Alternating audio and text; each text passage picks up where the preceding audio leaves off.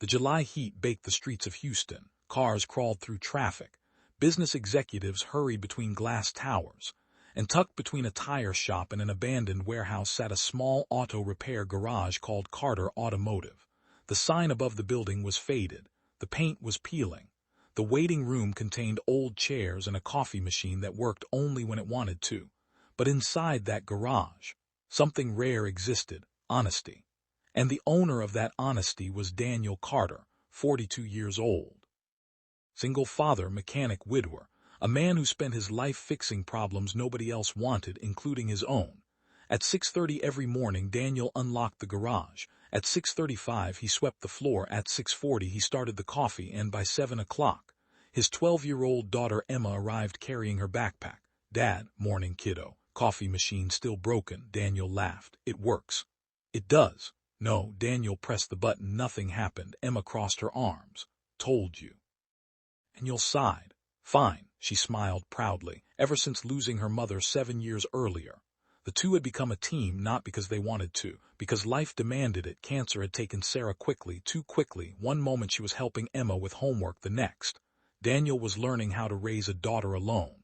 The years that followed weren't easy: debt, bills, long nights, longer days, but somehow they survived together. At exactly 9:15 that morning, a black Bentley pulled into the parking lot. Every mechanic looked up. Luxury vehicles didn't usually visit Carter Automotive, not because Daniel couldn't repair them, because wealthy people preferred expensive dealerships. The driver's door opened, and out stepped Victoria Hayes, 39 years old, CEO of Hayes Technologies, worth billions, featured on magazine covers, known throughout Texas business circles, and completely convinced money solved everything. She marched into the garage wearing designer sunglasses, designer heels, designer confidence. "Who owns this place?" Daniel looked up from an engine. "I do." Victoria frowned. "You?" Daniel wiped grease from his hands. "That's usually how ownership works." A few mechanics hid smiles. Victoria didn't. She handed him keys. "My Bentley is making a strange noise." Daniel nodded. "Take a look." "I need it done immediately." "We'll inspect it first." Victoria glanced around the garage, clearly unimpressed. "Long?" "About 30 minutes. She checked her watch dramatically. "Fine." Then she walked into the waiting room, acting like the entire building offended her. 40 minutes later, Daniel entered carrying an inspection report. Victoria barely looked up, handed her the paperwork. "Problem isn't serious. The alternator belt is failing." Victoria frowned. That's it. Fix it." Daniel nodded. "Parts and labor come to $199. Victoria laughed, actually laughed. The room became quiet. Daniel raised an eyebrow. "Something funny?" She pointed toward the invoice. "Charging me $199 for a belt." Daniel remained calm. "The diagnosis, labor, replacement part, and installation." Victoria shook her head. "That's ridiculous." "No, ma'am, it absolutely is." Daniel folded his arms. "No, it isn't." Victoria stood, suddenly annoyed. "Do you know who I am?" Every mechanic exchanged looks. Daniel sighed internally. That question again. He'd heard it hundreds of times, from customers who believed status changed reality. "No." Victoria looked surprised. "You don't know who I am?" "No, I'm Victoria Hayes." Daniel waited. Nothing. Victoria blinked. "CEO of Hayes Technologies." "Okay." She stared. "That's all?" Daniel nodded. "That's all."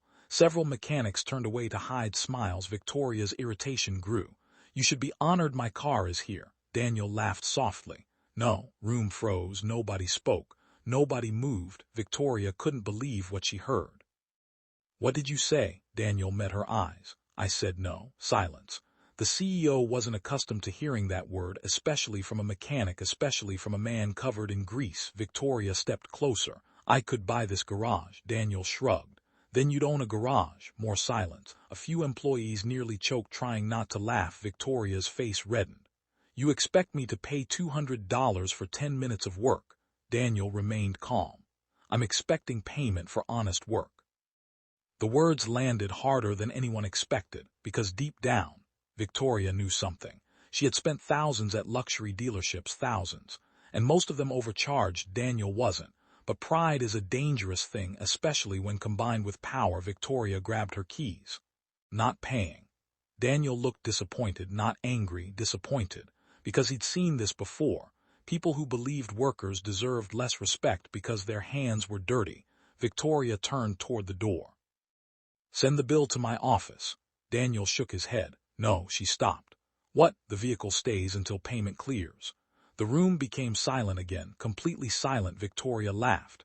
"You think you can keep my Bentley?" Daniel pointed at a sign behind the counter. "Payment required before vehicle release. Company policy. Simple, fair, equal for everyone." Victoria stared at him, then reached into her purse, pulled out exactly $1, and dropped it onto the counter. "There." Daniel looked at the dollar bill, then back at her. "Still short 198. Mechanics couldn't believe what they were witnessing. Nobody talked to Victoria Hayes like this. Nobody. Victoria smiled coldly. "You just made a very expensive mistake." Then she walked out, leaving the garage in complete silence. Daniel watched her leave. Emma looked worried. "Dad." "Yeah, was that bad?" Daniel smiled. "Probably." "What happens now?" Daniel looked through the window as Victoria climbed into a waiting town car. Then he shrugged. "The truth." Emma frowned. "What does that mean?" Daniel smiled. "It means we did our job honestly." Neither of them realized. Across town, an 80-year-old billionaire named Robert Hayes, Victoria's father, was about to learn exactly how his daughter had treated the mechanic who repaired her car, and when he discovered the truth, everything would change, because within 24 hours, the unpaid $199 bill would lead to a conversation, a revelation, and a check worth $19 million.